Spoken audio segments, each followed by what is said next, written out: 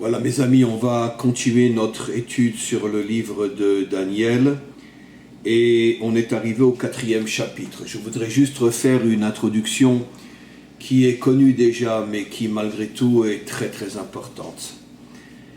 La différence entre la Torah, ici plutôt le Nar, c'est-à-dire la Bible, et un livre d'histoire, même un livre d'histoire qui raconte des histoires vraies, c'est qu'un livre d'histoire parle de faits qui se sont passés il y a un certain temps, qui sont évidemment porteurs de messages, mais pas nécessairement et pratiquement jamais des messages qui sont éternels, c'est-à-dire des messages qui expliquent l'histoire ou les profondeurs de l'histoire dans chaque génération.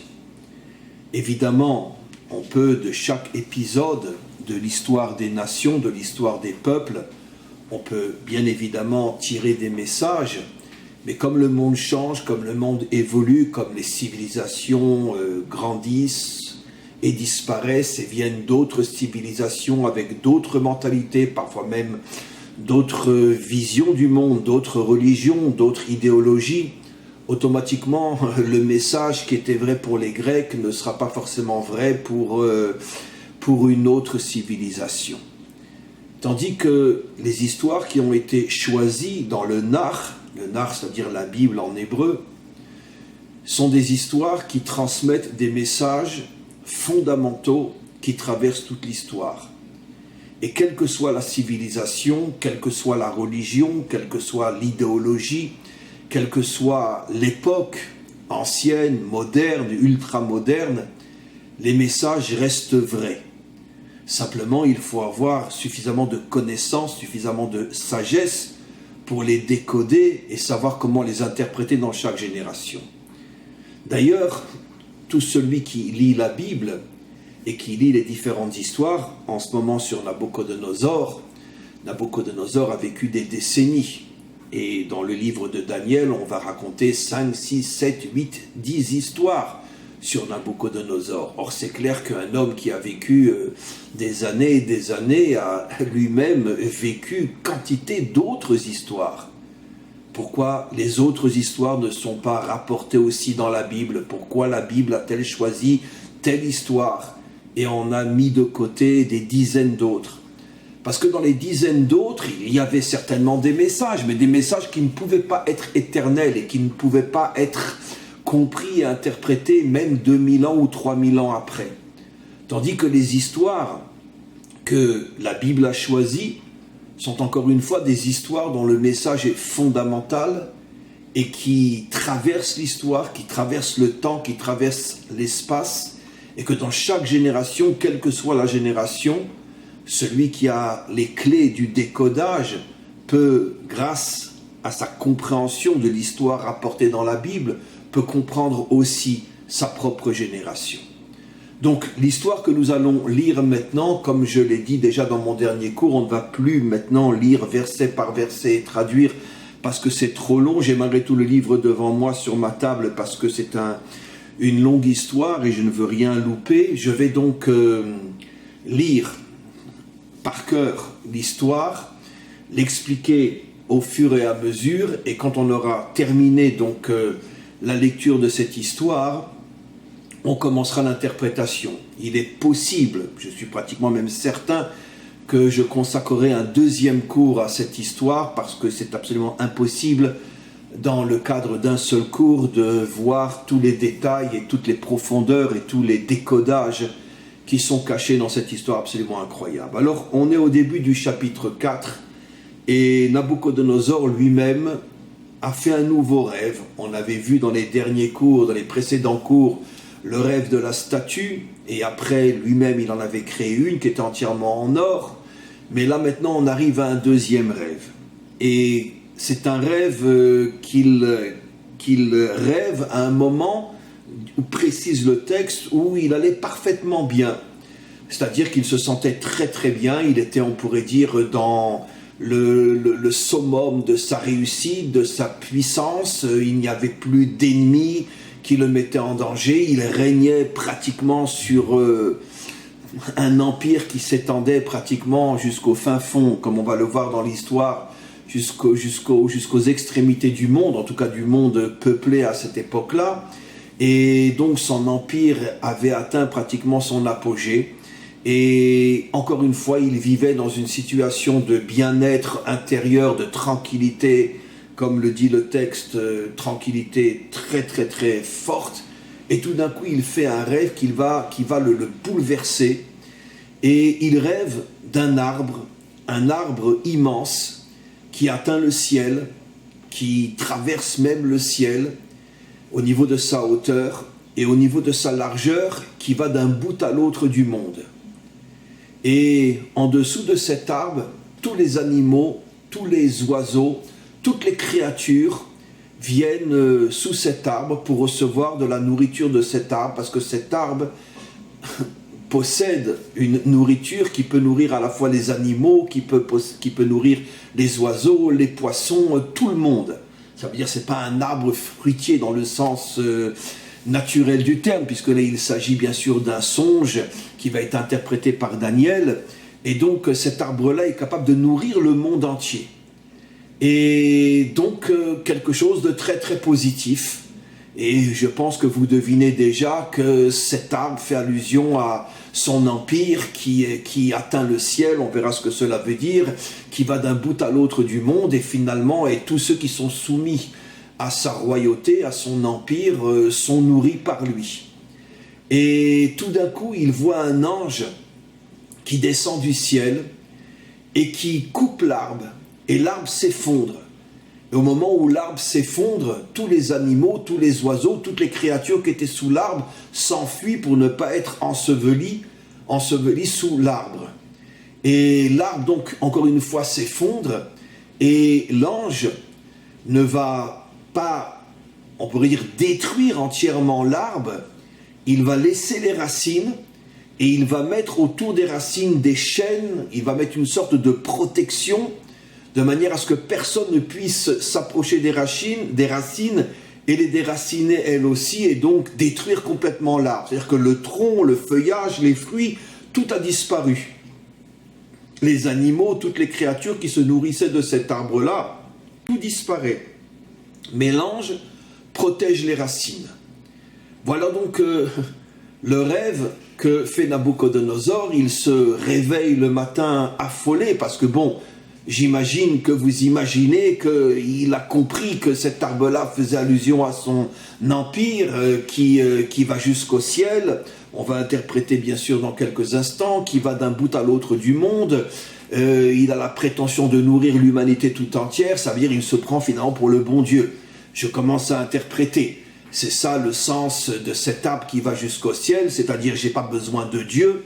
C'est le problème fondamental de tous les dirigeants, de tous les puissants, que ce soit sur le problème dans le domaine politique, dans le domaine de l'argent. Ça veut dire qu'ils s'imaginent que finalement c'est eux les maîtres du monde.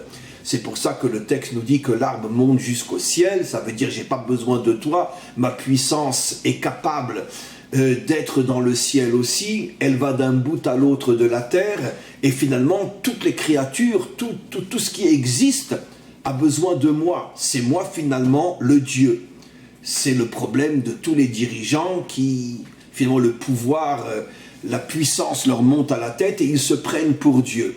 C'est intéressant de noter aussi, bien qu'on n'a pas encore vu vraiment l'interprétation, c'est intéressant de noter que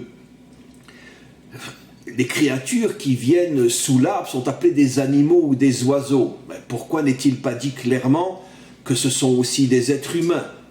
Alors la raison est, vous la devinez aussi, parce que dans un monde dirigé par un homme qui se prend pour Dieu, les créatures, les hommes sont transformés en animal, en mouton.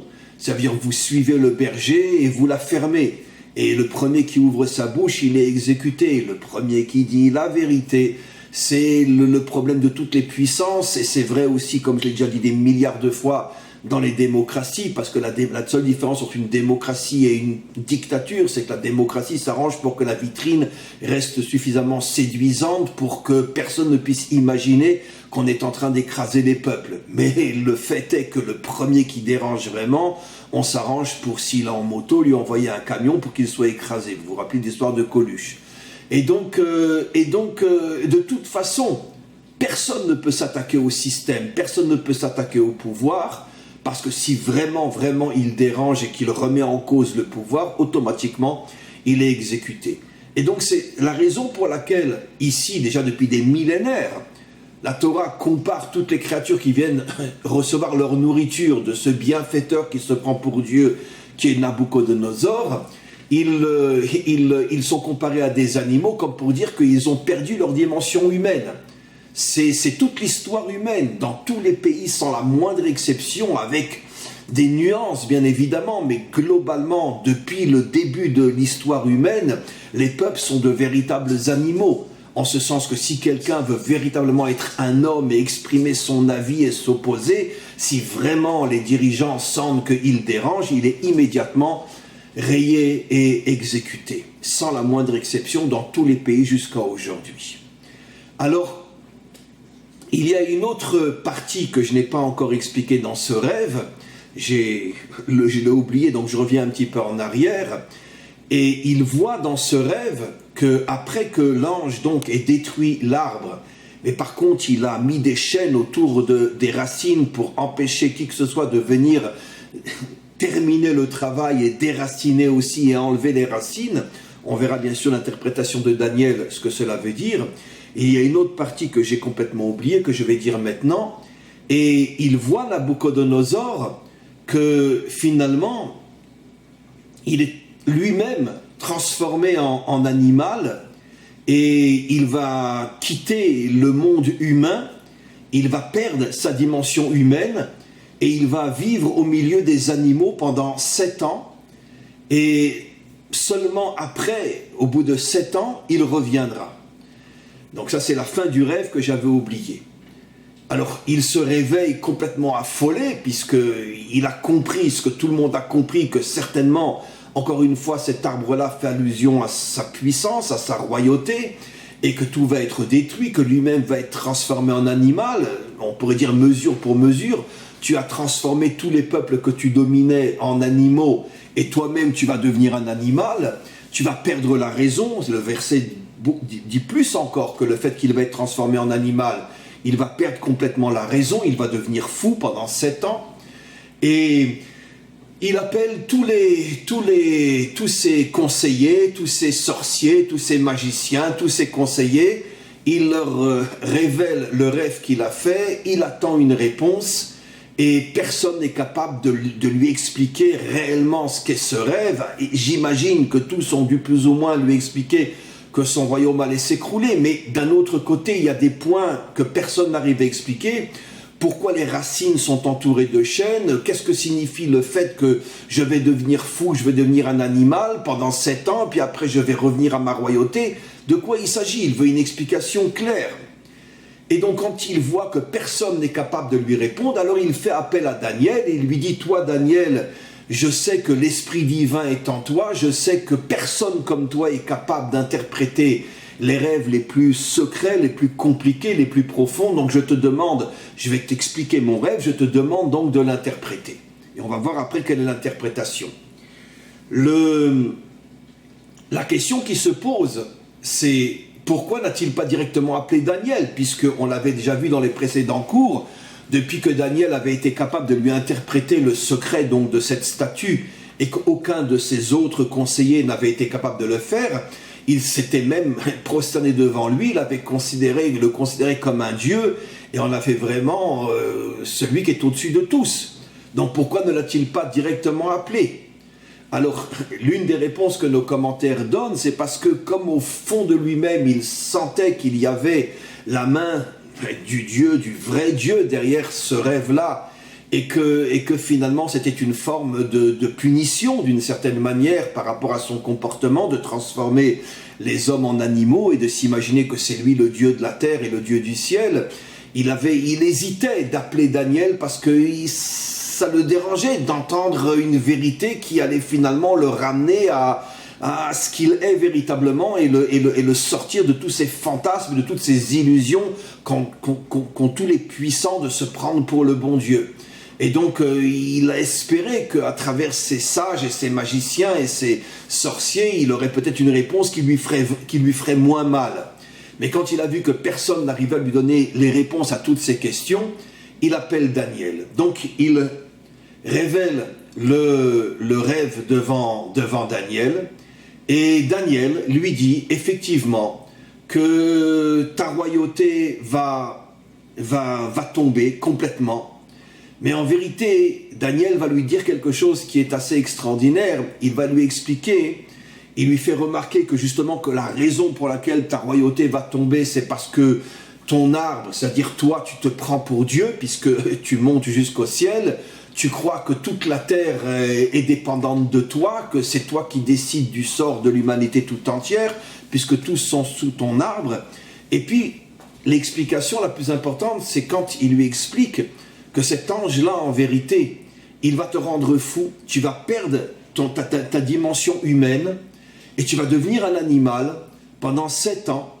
Et la raison pour laquelle les racines sont protégées, c'est parce que Hachem te ramènera à ta royauté au bout de 7 ans, lorsque tu prendras conscience qu'en vérité l'homme n'est rien, que le seul et unique véritable dirigeant, pas seulement du ciel mais aussi de la terre, c'est le maître du monde, et que dans toute ta puissance se cache en vérité la volonté d'Hachem, comme on expliquera soit dans le cours d'aujourd'hui, soit le prochain cours. Je pense plutôt le prochain cours parce que j'ai un texte du Zohar que je voudrais vous lire et que j'expliquerai, qui va tout à fait dans le sens du cours d'aujourd'hui, de ce texte-là de Daniel.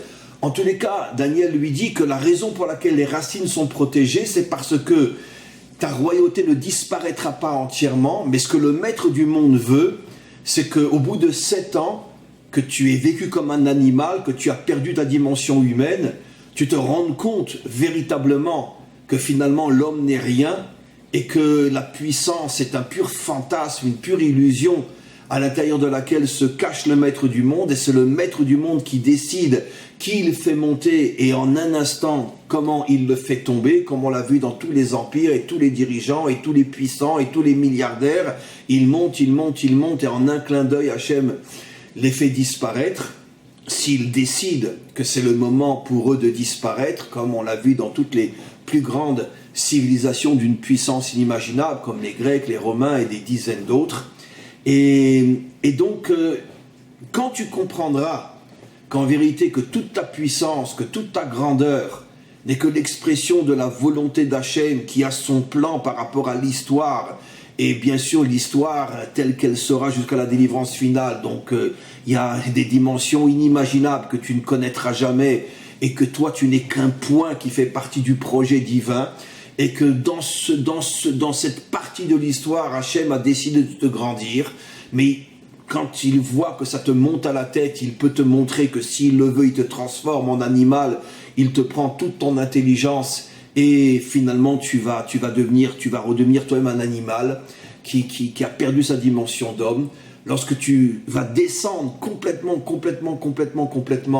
en bas, et que tu vas perdre complètement ta dimension d'homme, à ce moment-là, tu vas faire tes chouvas. Oui, Nabucodonosor va faire tes chouvas. Et tu vas prendre conscience comme personne au monde, puisque toi, justement, tu étais dans cette épreuve de la négation totale de Dieu, dans cette chute inimaginable dans laquelle tu vas tomber. Tu vas prendre conscience que Dieu est présent dans ce monde, qu'il se cache à l'intérieur de la nature, qu'il se cache à l'intérieur de tous les méchants et de tous les fous qui croient dominer le monde, et qu'en vérité, vous n'êtes que des marionnettes entre ses mains, et le jour où il décide de vous éliminer, il vous élimine, et il n'y a aucune possibilité d'aller contre sa volonté, d'aller contre sa décision, parce que personne ne peut aller à l'encontre de sa volonté. Voilà comment Daniel explique le rêve à Nabucodonosor. Nabucodonosor entend le rêve. Il est bien sûr extrêmement perturbé, mais comme on le sait, Nabucodonosor a beau recevoir des vérités, sa puissance malgré tout reprend toujours le dessus, et elle l'aveugle à nouveau.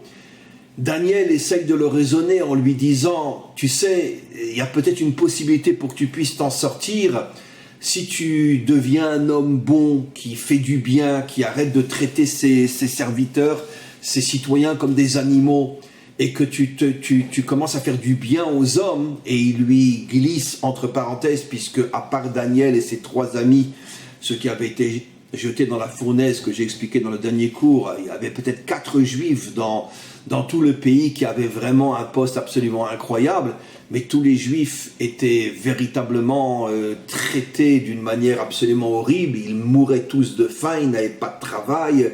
Dès qu'ils sortaient du ghetto, ils étaient tout de suite exécutés, torturés, etc.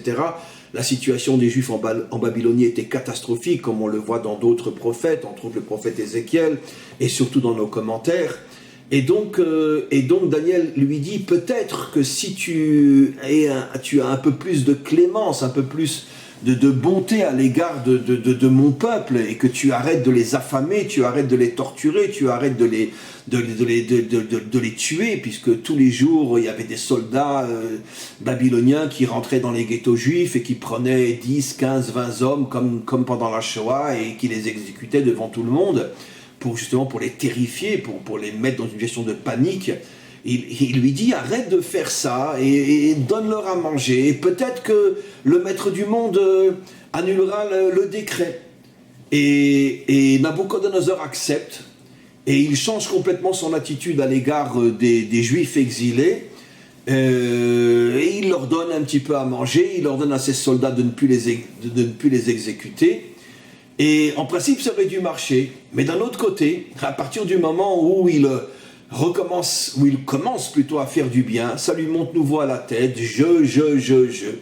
Et le texte continue et nous dit qu'un jour, après donc qu'il avait accepté le conseil de Daniel, il se promenait dans l'un des jardins de son palais et il contemplait sa ville, il contemplait tout ce qu'il avait fait, et à nouveau ça lui monte à la tête, et à nouveau il commence à dire, je suis le plus grand, je suis le plus fort, je suis Dieu, c'est moi qui ai tout, c'est moi qui fais tout, toute ma puissance, toute ma richesse, tout mon pouvoir, tout me vient de moi.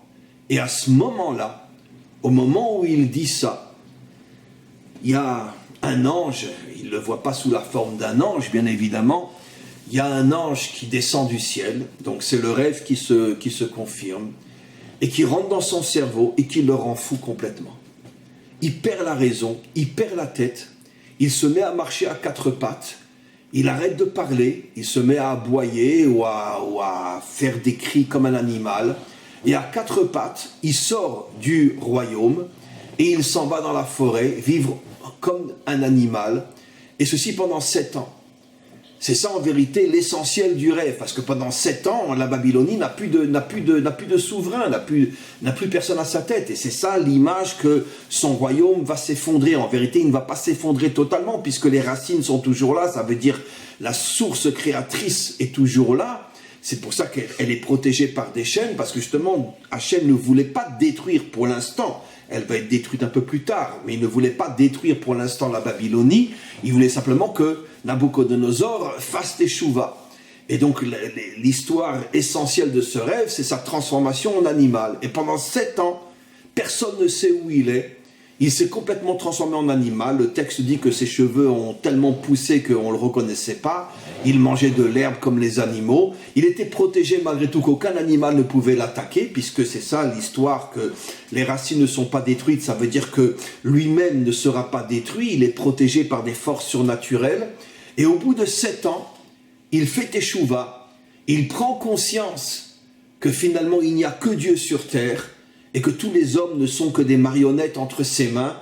Je parle, les hommes qui se prennent pour quelque chose sont tous des marionnettes entre ses mains, et que tant qu'ils font partie du projet divin à très très long terme, Dieu les laisse vivre dans les illusions. Dès que Dieu n'en a plus besoin, il les élimine, et il prend conscience de ça, que finalement il n'a aucune puissance, qu'il n'est rien, que toute sa grandeur lui vient parce que il fait partie d'un projet immense du maître du monde qui se sert de lui par rapport à ce projet, et qu'il l'a fait monter. Et maintenant il le fait redescendre, et donc il fait une teshuva inimaginable, et au moment où de la manière la plus sincère, la plus profonde, la plus authentique, il fait cette teshuva-là, automatiquement, son cerveau lui revient, il se relève, il reprend conscience qu'il est un être humain, et il revient au palais. Au moment où il revient au palais, tout le monde s'étonne, mais où tu étais, mais où tu étais passé, ça fait 7 ans qu'on te cherche. Et tout le monde se prosterne de nouveau devant lui, mais à ce moment-là, ça ne lui monte pas, pour l'instant en tous les cas, jusqu'à la fin du 4e chapitre, ça ne lui monte pas à la tête, et il dit à tous ses sujets, à tous ses serviteurs, et il envoie des messagers dans tout son royaume, pour dire à tous que maintenant vous devez vénérer le véritable Dieu qui est le Dieu d'Israël, et vous devez comprendre que c'est lui le seul et unique roi sur terre, c'est lui le seul et unique à la véritable puissance. Donc il fait une teshuva inimaginable, et il met en garde et il punit que tout celui qui osera parler en mal du Dieu d'Israël sera directement puni, etc. Et finalement, bon, il change complètement. Alors, voilà, c'est la fin de l'histoire, enfin la fin du 4e chapitre. Et donc, évidemment, la question qui se pose, c'est quel est le message pour nous aujourd'hui? Alors, je vais en donner un aujourd'hui. Comme je le précise constamment, on est dans une étude de la Torah, de la Bible, donc vous imaginez qu'une explication, c'est même pas l'ombre de l'ombre de l'ombre de l'ombre de l'ombre de l'ombre de l'infini, de l'ombre de l'infini, de l'infini, de l'infini, du commencement avant le commencement qui n'a même pas encore commencé, puisque la Torah c'est la sagesse de l'infini, la sagesse du maître du monde, donc personne ne peut l'expliquer totalement, c'est absolument impossible, même le Mashiach ne pourra pas, puisque même après la vie du Mashiach, on continuera à étudier la Torah, et jusqu'à l'infini. Donc, une explication avec toutes les limites de cette explication. Mais c'est une explication que donnent nos maîtres qui est absolument extraordinaire. Ce rêve-là, en vérité, fait allusion à toute l'histoire humaine. Et finalement, la fin de cette histoire, c'est la délivrance finale. Avec un message absolument extraordinaire. Toute l'histoire humaine qui est concentrée finalement dans le microcosme que représente Nabuchodonosor. Ça sera intéressant après de comprendre pourquoi c'est Nabuchodonosor qui a été d'une certaine manière, comme on l'a vu dans la première histoire avec la statue qui avait différentes formes de matériaux, l'or, l'argent, le cuivre, etc. Ça c'est les précédents cours. Mais pourquoi c'est Nabuchodonosor qui a été choisi pour être le modèle de toute l'histoire humaine? On en parlera, j'espère, encore dans le cours d'aujourd'hui. Pour l'instant, je reviens à ce que nos maîtres expliquent. Ils expliquent en vérité que ce rêve-là fait allusion à toute l'histoire humaine. Comme je l'ai expliqué au début, que le problème que l'on vit jusqu'à aujourd'hui, que les dirigeants, que ce soit des dirigeants sous la forme d'une dictature comme dans les époques anciennes ou aujourd'hui la dictature cachée derrière la vitrine qui s'appelle la démocratie, mais il n'y a absolument aucune différence. Tous les dirigeants finalement se prennent pour Dieu. C'est ce qu'on appelle finalement dans le monde moderne la séparation entre l'Église et l'État. Ça veut dire quoi la séparation entre l'Église et l'État? C'est que l'État se prend pour Dieu. Et c'est nous qui vous nourrissons, c'est nous qui vous protégeons, c'est nous qui vous aidons. Et finalement, on est à la fois dans le ciel et dans la terre, et dans le ciel et sur terre. Parce qu'en vérité, c'est nos décisions, c'est notre direction qui protège les peuples et qui permet aux peuples d'exister. C'est de cette manière-là que tous les dirigeants, avec bien sûr toutes les nuances possibles et inimaginables, mais globalement, c'est ce qui arrive à un dirigeant. Les dirigeants tombent dans le fantasme, dans l'illusion d'être finalement les sauveurs du monde. Et c'est encore une fois la raison profonde pourquoi le monde moderne a voulu séparer la religion de l'État, comme pour dire finalement que les idiots aillent à l'église et que les gens intelligents s'occupent de choses réelles qui est le pouvoir. Et c'est ça la véritable explication de la séparation entre l'Église et l'État. Ici en Israël, la séparation entre la synagogue et l'État, c'est exactement le même problème dans tous les pays démocratiques. Ça veut dire les idiots à la synagogue et les gens intelligents à la tête du pays et tous ceux qui contribuent à la construction du pays. Et donc ça leur monte à la tête. Mais le passage le plus important, comme je l'ai déjà expliqué, de ce rêve-là, c'est qu'il va y avoir un moment, juste avant la Teshuvah, c'est-à-dire juste avant la délivrance finale, où les dirigeants vont être complètement fous. Ils vont perdre la raison, ils vont perdre la tête. Ça veut dire déjà avant, ils étaient bouffés d'orgueil et bouffés d'illusions. Mais d'un autre côté, quand ils se prenaient pour un arbre qui va jusqu'au ciel et qui va d'un bout à l'autre de la terre, malgré tout, qu'est-ce que dit le rêve? Tous les animaux étaient sous l'arbre et se nourrissaient. Ça veut dire que, d'une certaine manière, ils avaient transformé les peuples en animaux, mais d'un autre côté, ils les nourrissent, ils les protègent, ils s'occupent d'eux. Ça veut dire d'une certaine manière, ils ne cherchent pas à détruire les peuples. La seule condition, c'est que vous êtes nos animaux. Et donc, vous n'êtes plus des hommes, mais si vous acceptez d'être des animaux, c'est le cas plus ou moins jusqu'à aujourd'hui, ne vous inquiétez pas, la sécurité sociale, les allocations familiales, les allocations logement, si vous êtes au chômage, vous avez les allocations chômage, s'il y a une guerre, nos soldats vous protègent, mais vous êtes des animaux, parce que nous, on est Dieu. Très bien. Et après, juste avant la délivrance finale, qui est la Teshuvah de Nabucodonosor, on va rentrer dans une situation dans laquelle nous commençons à rentrer maintenant, puisque nous sommes maintenant dans les temps qui précèdent la délivrance finale, où les dirigeants vont perdre complètement la tête. Ça veut dire, c'est plus les dirigeants avant comme... excusez-moi, mais je le dis d'une manière assez sincère, des gens comme Eisenhower ou Churchill ou De Gaulle ou... Bon, c'est sûr qu'ils avaient tous leurs défauts, c'est sûr qu'ils se prenaient tous pour le bon Dieu, avec toutes les nuances. C'est évident que c'était des hommes qui vivaient dans un empire d'illusions et de fantasmes. Mais d'un autre côté, ils voulaient véritablement faire du bien à leur peuple, à condition bien sûr, que vous êtes mes animaux. Ça veut dire que personne ne bronche et personne n'ose me critiquer. Comme un chien à la maison, tout ce qu'il veut, c'est qu'il peut se reposer quand il veut, il peut manger quand il veut, il va faire pipi quand il veut. C'est ça les peuples. C'est le chien à la maison, il est heureux. Comme j'ai souvent expliqué, c'est ça la force de la démocratie, c'est qu'elle nous transforme en chiens heureux. Et comme on est un chien heureux, on n'aboie plus. Voilà. Maintenant, ça c'est Churchill, ça c'est Eisenhower, ça c'est De Gaulle et bien d'autres encore, dans tous les pays. Mais, avant la délivrance finale, qu'est-ce qui se passe? Les dirigeants vont perdre la tête. Les dirigeants vont perdre la tête, et regardez ce que dit le texte. C'est que l'arbre s'écroule. C'est quoi l'arbre? L'arbre, c'est le principe nourricier. Ça veut dire que les dirigeants ne vont plus s'occuper de protéger leur peuple, de les nourrir. Et comme on voit dans le rêve, tous les animaux s'enfuient. Ils se retrouvent sans nourriture, sans rien, sans protection. Comme je l'ai expliqué dans des dizaines de cours, et là vous avez encore une fois la preuve que tous mes cours sont fondés sur des enseignements de la Torah, soit écrites, soit orales, que qu'est-ce que nous dit le texte? C'est quoi le décodage de cet arbre qui s'effondre, qui ne nourrit plus les animaux, et que les animaux s'enfuient, et que le dirigeant devient fou?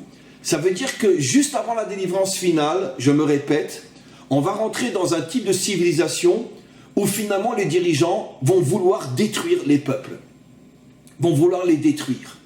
Pas seulement les transformer en animaux, mais les détruire. Et pas dans le sens forcément la Shoah, pas forcément dans le sens de guerre, même que j'imagine qu'il y en aura. Mais ça veut dire qu'ils vont perdre la tête. Et même ce qu'ils avaient avant, dans leur orgueil de dire c'est nous qui nourrissons les peuples, c'est nous qui les protégeons, même ça ils vont le perdre. Et d'une certaine manière, c'est ce qu'on commence à voir aujourd'hui, avec toutes ces interdictions de travailler, de ci, de ça, etc. On n'est qu'au commencement. Ici en Israël, on est à 1 million de chômeurs. Et personne n'en parle. On ne sait même pas comment qu'ils arrivent à se débrouiller, parce qu'en Israël, les aides ne sont pas comme en France. Mais même en France, il va y avoir maintenant une quarantaine pendant 1 mois, mais on n'est qu'au début du début. Alors, je sais, vous allez me dire, oui, mais ce n'est pas les dirigeants, c'est le corona, etc. Bon, je vous en supplie, ne rentrons pas dans les détails, parce que je pense que tous ceux qui ont un minimum de bon sens dans la tête savent très bien que tout ça, ce n'est pas le corona. Le corona n'est que utilisé pour... Mais on voit Ici en Israël, les restaurants sont fermés depuis des mois, les hôtels, tout ce qui est, on pourrait dire, tous les métiers qui touchent, on pourrait dire, l'événementiel, tout s'écroule. 1 million de chômeurs. Donc qu'est-ce qu'on est en train de voir? C'est que finalement, les dirigeants sont en train de détruire leur peuple. Et c'est ce qui va se passer dans le monde entier. Le corona n'est que le début du début. Et ma source est ici dans le livre de Daniel. Les dirigeants deviennent fous. Ils deviennent fous. Au lieu de se contenter d'avoir un chien à la maison, maintenant ils veulent détruire le chien. Et tout s'écroule. Mais en vérité, pourquoi? La vraie raison nous est aussi délivrée dans cette histoire absolument fabuleuse. C'est parce que Hachem sait que pour pouvoir ramener le monde à la Teshuvah, qui est finalement la délivrance finale, il faut que tout s'écroule. On n'a pas le choix, mes amis. Vaïerev, vaïvoker. Avant de te lever le matin, tu es obligé d'aller t'endormir le soir, de t'effondrer, de t'écrouler. Tu es épuisé, tu es fatigué, tu dors, tu quittes la réalité. Puisque le rêve, quand on dort, c'est aussi finalement une forme de vie illusoire. Et le matin, tu te réveilles, tu es en pleine forme. C'est un schéma fondamental que nous apprend la Torah ici. On ne peut pas arriver à la Teshuvah des nations, y compris la Teshuvah d'Israël, sans passer par une période d'effondrement total où tout ce qui était plus ou moins, on pourrait dire stable, malgré encore une fois le fait que les peuples étaient des animaux, mais tout ce qui était stable va s'effondrer complètement. Parce que tant que les dirigeants ont le pouvoir, tant que les dirigeants arrivent à nourrir, protéger, etc., ben ça ne fait que renforcer leur orgueil. Mais quand tout va s'écrouler, et qu'eux-mêmes ne sont même pas conscients qu'ils sont manipulés par le maître du monde pour que tout s'écroule, puisque c'est le maître du monde, comme le dit le rêve, c'est un ange qui est descendu, donc c'est une force divine qui va faire que tout s'écroule. Que tout s'écroule, et qu'est-ce qui s'est passé avec Nabuchodonosor?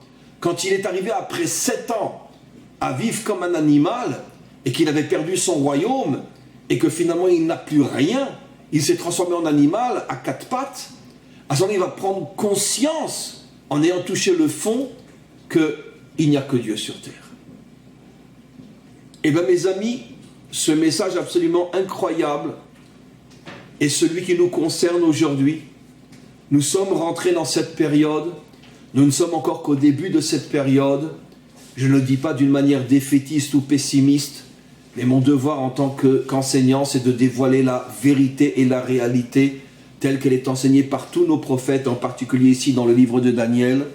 Avant la délivrance finale, toutes les nations vont s'écrouler, toute l'économie mondiale va s'écrouler, toutes les règles sociales vont s'écrouler, nos dirigeants vont perdre complètement la tête, comme c'est déjà le cas ici en Israël, où on n'arrive plus à comprendre comment on peut permettre 1 million de chômeurs qui ne sont même pas aidés comme en Europe, parce qu'on n'a pas les moyens que les Européens ont. Et on se dit, mais c'est pas possible. Mais c'est pas possible, ils sont devenus fous. Qu'est-ce qui est plus dangereux? Une famille qui s'écroule, une famille qui n'a plus de quoi manger, les divorces, la violence à la maison, parce qu'il n'y a plus rien à manger, parce que la femme se révolte contre le mari contre la femme. Les enfants ne vont plus à l'école. Toutes les familles sont en train de s'écrouler en Israël. Ça, c'est plus ou moins dangereux que le corona. Qu'on arrête de nous raconter des histoires. Évidemment que le corona est 1 milliard de fois moins dangereux que toute la destruction des familles qu'il y a partout dans le monde aujourd'hui, parce que les gens n'ont plus de travail, parce qu'il n'y a plus d'argent à la maison, parce que les enfants ne vont plus à l'école. En Israël, ça fait des mois que les enfants ne vont plus à l'école et qu'ils deviennent fous. Vous imaginez des gens qui ont 4-5 gosses à la maison, mais comment qu'ils font pour tenir sans devenir dingues? Et ça, c'est moins dangereux que le corona, alors qu'on arrête de nous mentir. Nos dirigeants sont devenus fous, complètement fous. Et sans s'en rendre compte, ils amènent à la destruction de leur nation. Et ce phénomène va se propager dans toutes les nations. Et quand toutes les nations se seront effondrées, à ce moment-là, les nations et surtout les dirigeants vont prendre conscience que finalement l'orgueil les a tués. Et l'humanité tout entière, en tout cas ce qu'il y a de bien dans l'humanité, va revenir vers le maître du monde. Voilà le message absolument extraordinaire de cette histoire. Et Bezrat Hashem, dans un prochain cours, je ramènerai aussi un texte qui parle aussi de la présence d'Hachem, même à l'intérieur de la nature. On parlera ça un petit peu d'après les secrets de la Torah. À tous et à toutes, une très très très bonne journée.